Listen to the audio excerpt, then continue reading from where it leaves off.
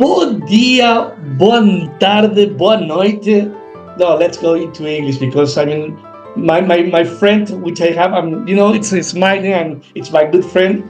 You see that, I mean, Porto, the north of Portugal, and why I flew here and I'm staying here is that because with Pericles Amaral Jr., he's from Brazil, he moved into Portugal. We will talk about a topic which is very important for Café with Kavana, with the sponsor of the German Jewish Museum in Santiago de Chile. So we're going to talk about a Portuguese Jewish quarters in Porto, and that's a reunion with the past. So welcome to our program. Thank you very much for being here, Pericles, and the scene is yours now.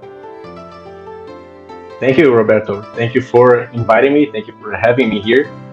And yeah, I've been living in Porto for 7 years now. And I have to say, when I came here, I was astonished with all the Jewish culture that you still see here. I knew there was a Jewish community here, but I didn't expect it to be so big. And also, I didn't expect to find so much history still present since the medieval times of the old Jewish communities here in Porto. And yeah, I started doing the tour this year, and I started doing it after a friend of mine took me, because he did it before I did, so he took me for a walk through the city, telling me the story. And I was like, man, it's so incredible that after all these hundreds of years, we still can see that present in all these streets and all these buildings. And I decided to learn more about that. And then after he left, I started doing the tour myself as well. Very good. And the important thing about what we will talk today is that when you talk about Portugal and the Portuguese Jewish, most of the people is kind of even they don't know or they're confused and they make a mix. And this is because we are talking to abroad people like people from the US, people from Latin America, as well as people from Europe. So I will also would like to go into the history of the Jewish community in Porto, which is very rich. And there's a lot of things that, and also where are the Jewish actually in Porto as well as in Portugal. So let's go into that detail first before we go to your tour. How what you suggest to see, and also we will invite everyone to go there to talk with Pericles and see this miracle in Porto. So how big is the community in Portugal as well as in Porto? The community in Porto is about, I think in Portugal is about, I would guess, about 1,000 people, because I hear a bit lower, I guess, because I hear in Portugal there's in Porto there's between 200 and 300 people in the Jewish community here, and in Lisbon there's also about a few hundred more, I think about 500 or 700, I think. And there's also these are again the more how can I put the Orthodox communities, the proper ones. When I also talk about the Oheli Yaakov, which is a Ashkenazi synagogue, and they're not Orthodox. They have also a few tens of people, I think around 70 or 80 people that are part of their community, and also there's the crypto Jews that are spread in some villages. It's also about tens of people. So I'd say that in Portugal in general we have about 1,200 Jews, the entire country. In Porto itself, it's 200 to 300, and it is mainly consisted of French people that moved here or came here to study or just to start fresh in a new country, because it's a lot cheaper than other countries in Europe. There's many Israelis as well.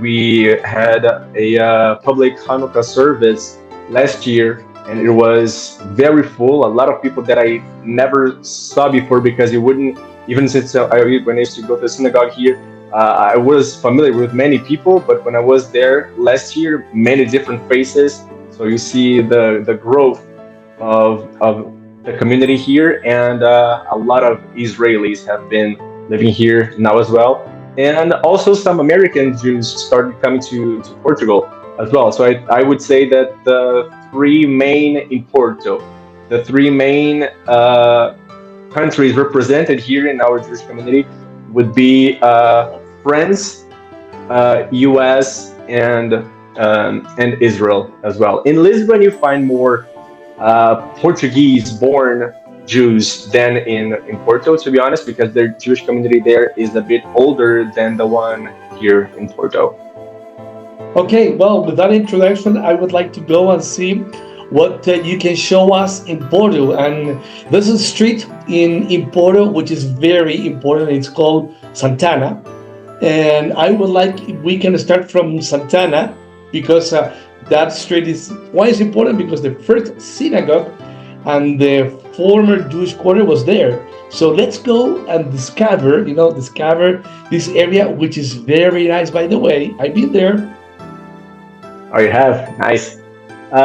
Yeah, that is the street of the first of the known synagogue here in Porto. It started in about the 13th century, the first Jewish quarter. Porto is a big mountain, and then up on the top there was the cathedral, and then the city started growing downward towards the river. And the first Jewish quarter was still within the city walls, still within the city limits, and that was the Santana Street, and a few streets that go around it as well. And that is the first known Jewish known synagogue.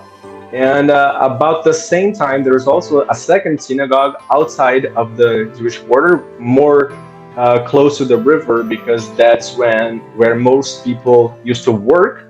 So sometimes people, as the city started to grow, and other Jews started coming to Porto as well, and the city was growing due to the big trade that was happening in the city, because it's a coastal city. Many Jews started living outside of the city walls, and the city was also spreading outside beyond its walls.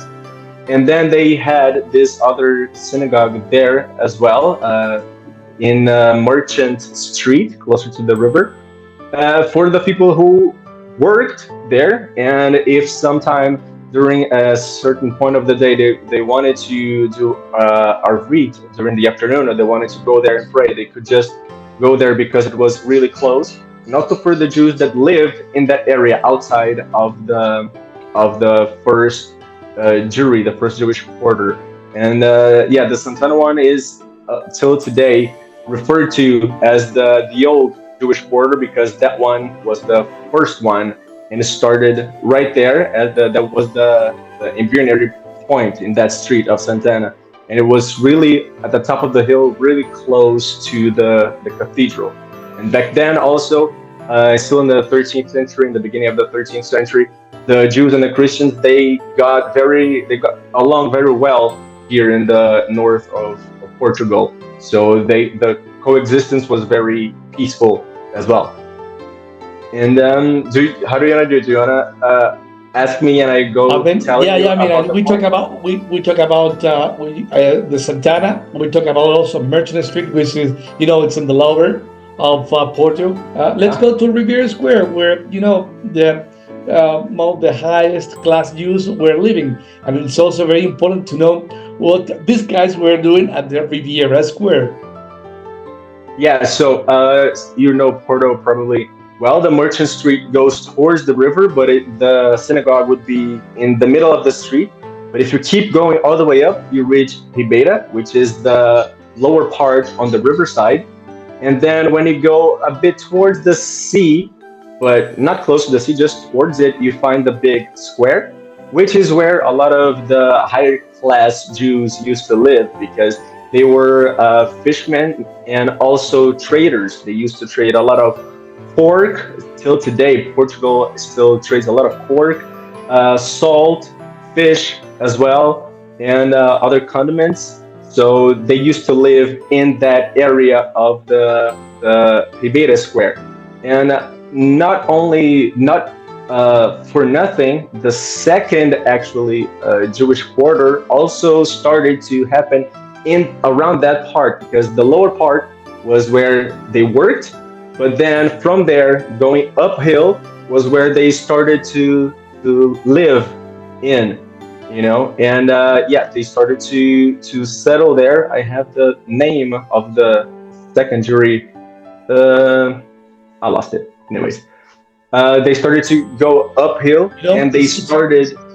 it's no problem because if you lost it now, I mean, people will contact you and you will tell them, Yeah, invite them. So it's good to don't remember leave everything. some things in the air. Yeah, Yeah, come to you Porto, need to do and then something. you're gonna find out the name. Yeah, correct. Exactly. So yeah, from Ribeira, they since they started to thrive and people started to make more business there, they started to, and also because Portugal in the medieval times was the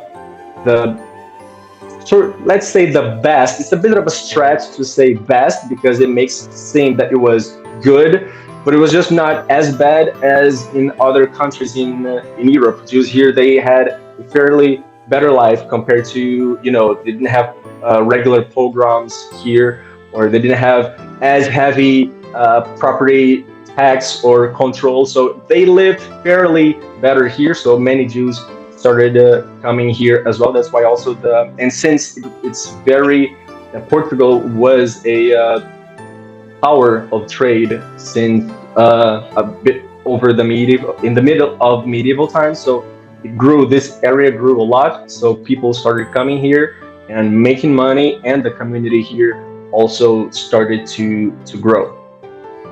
So, I mean, that's another good start.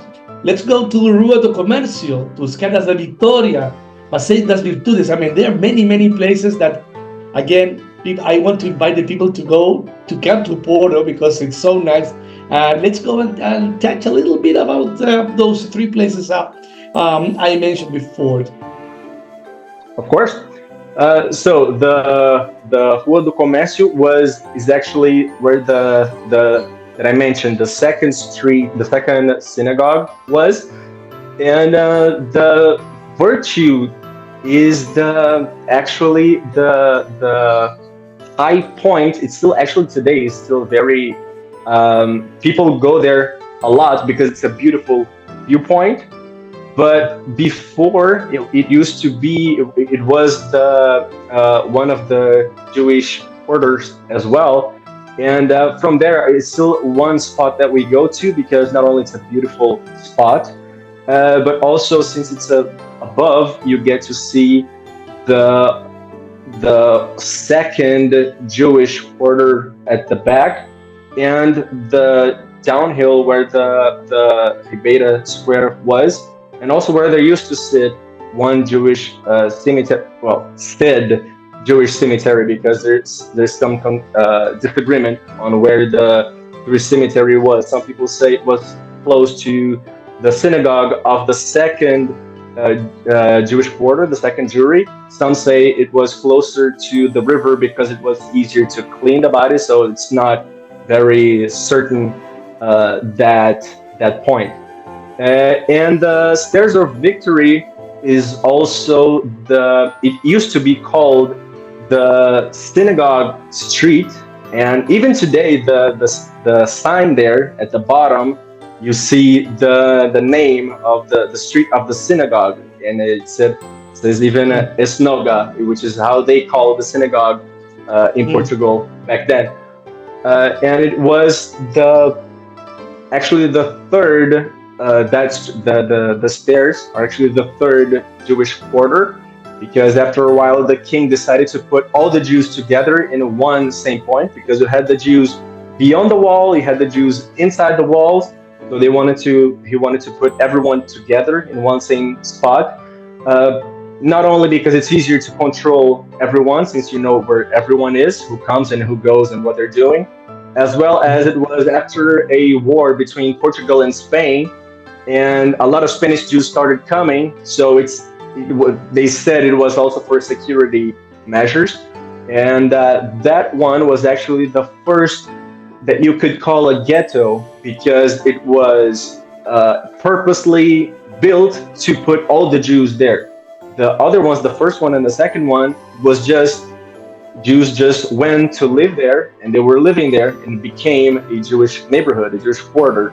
And then this one, the king said, okay, let's get all of them displaced and put them all in one big neighborhood.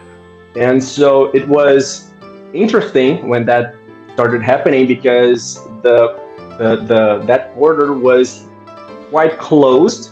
So inside, the Jews had a lot of autonomy for themselves, but that's in the inside. But they still had time to, after the Trindade, which was the bell of a certain time of the day, when you could hear it, all the Jews had to be inside. But still, it was the greatest neighborhood of the medieval times. Of the between the It was the 1380 something that they built it, and then they started to grow in there more controlled because now they were really supposed to be in there. Because the first one, as I said, Jews just came and started living there at the Santana Street, and then after a while, since the city started to grow, and at some point it was forbidden to sell or to rent to Jews inside the city walls. So that's why also Jews started to live outside the walls. And as they got richer, they started to be more living close together to each other at the Ribeira, as I mentioned. And now they just decided to get everyone and put them all together. And then the community was just growing inwards. In fact, even after the Spanish expulsion that happened before the Portuguese Inquisition started, many Spanish Jews came. I think around 30 family Spanish Jews came to live in that quarter because it was still thriving and it was famous by the level of safety that the Jews here still had, because it was a bit of a trade-off between the Portuguese king and the Jewish communities. They had this big control over them, but they kind of gave them a few perks to keep them satisfied. Like they had a lot of taxation and they had a lot of limits to live, but then they were kind of like letting them loose. For example, okay, you have to be inside the jury after a certain time, but if you were working late, it's okay if you're out, or when you get there, if it's closed, you're not going to go to jail. Or if someone accuses you of any crime, it has to be dealt with you amongst other Jews so that they were not take advantage of their power over the Jews. So they tried to, because Jews made money and they had this presence here, so they didn't want them just to leave at first as well. So that's why compared to Spain, that's right over here as well, Portugal was the one getting the Jews from there before the expulsion came. Very clear. Okay, well, this is a lot of history, and I would like to invite our people to see backwards. And you need to imagine. I mean, this city is gorgeous. I mean, you can see the buildings here, and when you will be going there, my friends, that I am inviting to cover this city with Pericles, it's amazing. I mean, we need to imagine these old buildings plus everything what was going on, and also the Jewish building and the quarters. And I mean, it's when you will be there, it's amazing. It will be really amazing. And going which time of the year you will tell that it's a good time to go to Porto? I think in spring is better, because then, since Porto is very hilly, it's a lot of walking up and down, and it get pretty hot in summer. It can get around 30. So in spring, I think it is better for doing that, for example, because it's quite a walk, and even though you don't walk far, you still put your legs into work because you'll walk a lot of uphill and downhill and up again. And when we go to the Stairs of Victory, which is the old synagogue street of the third Jewish quarter, we actually go up the steps. And I mean, the beginning, and it's all very old. It's all really still a medieval architecture, so it's really old. The steps are like really high, so you put a lot of effort there. The beginning of the stairs is actually raw stairs, but at least they put some escalators, so you just stand and the stairs take you up, so that makes it easier. But still, throughout the entire tour, I think it's better if there's a little breeze or if it's not that hot when you are walking around. We are talking about the spring in the northern hemisphere, not in the southern hemisphere. So, in order not to get too confused, I mean, for the Americans, spring is the same as in the U.S., but for Latin America, I mean, from Brazil and going south, spring is opposite.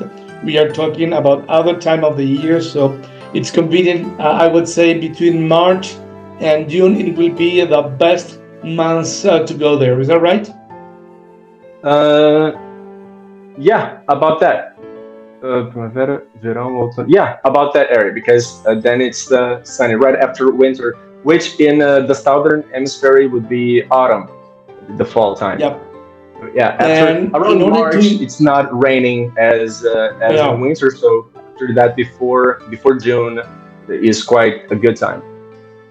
and also we need to tell our people that it's easy to fly because you can either go to Lisbon or you can go to Porto by plane. There are good roads that you can also drive from Lisbon to Porto. I mean, you can enjoy very much the city as well as the all this Jewish quarter, which is very important.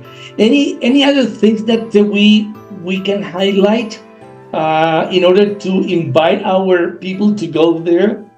Because in order to refresh something, we started with this type of Jewish tourism in Santiago, Chile. Then we went to Barcelona, and now we are in Porto, in Portugal. So, I mean, we are trying to invite people to see how is the Jewish life in other places around the world. And there's a lot to talk about this one. Any other highlights that you would like to recommend to our friends? And in here, I think one thing that actually I liked when I went for the walk is that me talking like this to you, it might sound like, okay, you're just walking in the street and you're pointing out, okay, you see this old street, in here used to be this, here there used to be that. But it's not just like that because you still see a lot of those things present. Like I said, the steps of victory, you still have the name street of the synagogue written under it. There's also other spots that also refer to the ancient Jewish life here. You have the Mount of the Jews, for instance, which is in the old city, one place that it's on the high ground that they mentioned the Jews because it used to be part of the third of the Olival Jewry, the third Jewish quarter. And also, I think the most, I can say even the most impressive one that you see the reality of it is that is the Secret Synagogue because then you go there. Yes, that's Yeah, important. We yeah. need to talk about this. I mean, but do not tell everything. So people, you need to see half of the story. So people, when they go there, they will discover the other half. Please. Just to give a taste. Yeah. Yes, a little taste. Yeah. So after the I like the history part also, so I'm gonna give the Yes. historical context as well. After the Inquisition, many Jews they either left or converted here, and the ones that converted, the called New Christians, the Marranos,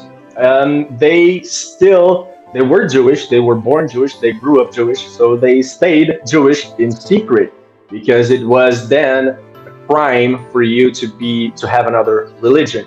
So even then, even though they converted to Christianity, many of those Jews, they still practiced Judaism in their houses in secret. They would not tell people, they would not advertise synagogue, but they would still go to each other's homes just to pray together at specific times of the year or of the week.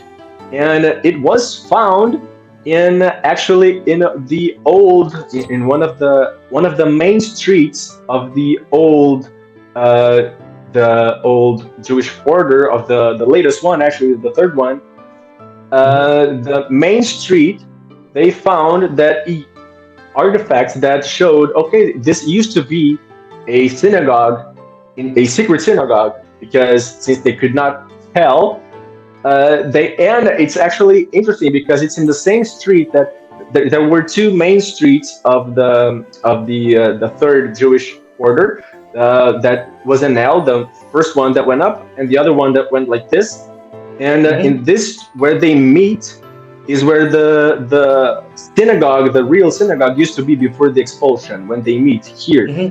but then after the expulsion, it became vacant. Most of the neighborhood became vacant, and around here was the secret synagogue in the same street where the synagogue used to be, just a bit lower, so close to the ground that they used to use for that. So yeah, they found proofs that used to be a synagogue there. And even though I think it was in 2003, they broke some things for construction in the building, and then they found all these things hidden from 500 years ago behind some fake walls. So imagine you're just putting down a building, and then you find a bunch of artifacts that you had no idea they were there when you bought it. So it became, today it's an elderly home, but all the artifacts are still there. You can just, it's part of the tour as well. You can just go in, and then you can see everything preserved. It's kind of funny because you see all the people that live there, the old people that have their everyday activities, but in the back or in the corner, you see the Jewish stuff that they found preserved there, that no one touches, no one does anything, but you can still walk in just to see that and read the story of how they found it. And yeah, I think that's one of my my favorite stops, because it Yes, shows correct. how, something happened here, and it was here for all these hundred of years, and now it's out for the world to see. But we will leave this for the story when people go there, because I mean this is I agree with you. This is one of the most, it's the secret sauce of the tour, and it's very important when you go there. You need to find out about this secret sauce. Pericles. I mean, we've been kind of half an hour here talking about the Jewish quarter in Porto. I think it was a really good conversation, really really good. It was nice to know the history, the stories, and everything about our people there many years ago. And I would like to invite everyone. I mean, you can be in the States, you can be in Latin America, you can be in Europe, you can be, in Asia. Come to Porto, because, come to Porto. Pericles is a great guy, and it's a great guide also as well. So, I mean, you come here, and I would like to thank you very much for this time. It was a great opportunity to meet with you. And I mean, my people, we are inviting you to come here. And I would like to also invite my people, and it's also on Spotify. So if you don't have the time to watch this program, you also will be able to hear in Spotify. So we have two ways to go, and we have many social media going on. And come here. Let's see everyone in another cafe with Kavana. Thank you very much, Pericles. And my friends, see You, you, and boa noite. boa noite. Até a próxima. Ao próximo.